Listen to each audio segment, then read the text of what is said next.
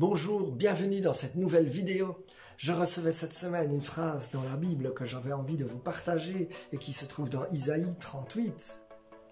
C'est maintenant mon amertume s'est changée en bonheur. Alors, si nous regardons cette phrase, eh bien, il est question d'amertume. Et ça me faisait penser que dans la Bible, on parle aussi des racines d'amertume lorsque nous ne pardonnons pas. Mais il y a aussi tout le phénomène des attentes amères. C'est-à-dire lorsque je m'attends, entre guillemets, que ça va mal aller, que ça va foirer. Pourquoi j'ai ces attentes? En général, parce que les blessures du passé me montrent, par exemple, je ne sais pas, si je parle pour moi, mais quand j'étais jeune à l'école, j'étais plutôt le bouc émissaire, j'étais rejeté, donc j'ai dû faire tout un travail parce que sinon, chaque fois que j'arrivais vers un groupe, je dis on ne va pas m'accueillir. Et donc, et ça c'est un mensonge. Et le problème avec ce type de mensonge, c'est que alors je vais me comporter à cause du stress d'une façon telle que le groupe ne m'accueillera effectivement pas bien et que le fait que le groupe ne m'a pas bien accueilli, ça renforcera l'attente amère. Ah, la prochaine fois que je verrai un groupe, ça va mal se passer. Et tous ces mensonges. Et donc, nous passons maintenant à la parole de Dieu.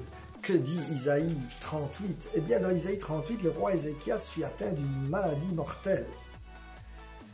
Et donc, quelque part, on a proclamé sur lui des choses amères. Quand même, une maladie mortelle, c'est un peu amer.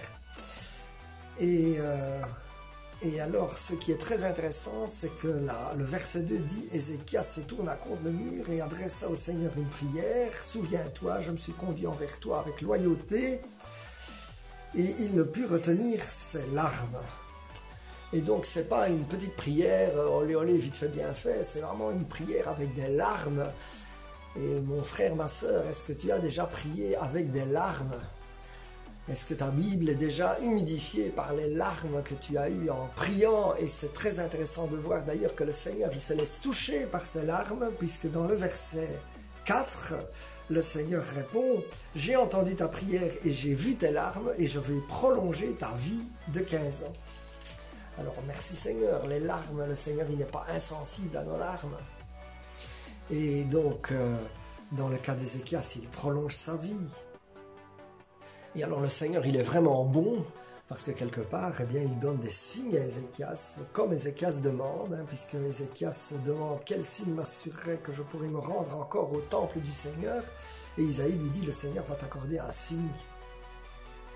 Et puis ce signe a lieu, c'est le soleil qui recule, et donc ce signe a lieu. Et alors Ézéchias, il fait j'allais dire ce qu'il faut, c'est-à-dire, après ça, il compose un poème pour sa guérison, et c'est un poème de louange. Et je me disais, je n'ai vécu que la moitié de ma vie. Et je me disais, je ne verrai plus le Seigneur, etc. Et un peu plus loin, c'est là qu'on y arrive. Seigneur, tu étais au courant de ce qui m'arrivait. Tu m'as ranimé, tu m'as rendu des forces, tu m'as gardé en vie et maintenant mon amertume s'est changée en bonheur car tu m'as aimé assez pour éviter la mort. Tu as jeté toutes mes fautes loin derrière moi.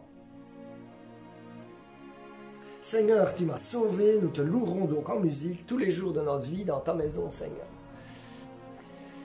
Mon frère, ma sœur, même si le départ a été avec de l'amertume, eh bien, c'est très intéressant de voir que le Seigneur, eh bien, il veut changer ton amertume en joie et qu'il veut laisser tes fautes derrière toi et que si tu suis le processus d'Ézéchias, eh bien, il pleure, il prie avec des larmes. Et mon frère, ma sœur, je t'invite à prier avec des larmes pour des changements de situation. Et alors le Seigneur, eh bien, il va te répondre et les situations vont changer. Il va te donner de la vie, un complément de vie auquel tu ne t'attendais même plus. Comme Ézéchias qui reçoit ses 15 ans de vie additionnels.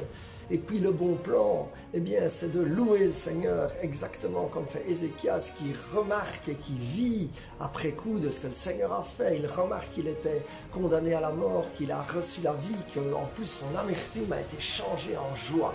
Alors mon frère, ma sœur, je déclare que toute amertume qui reste, toute attente amère, eh bien, ce n'est pas que ça va mal se passer, mais je déclare que la situation va se retourner, que le vent de l'Esprit Saint va souffler et qu'au contraire, tu verras des choses que tu ne t'attendais même plus et que tu auras des années de vie fécondes, heureuses.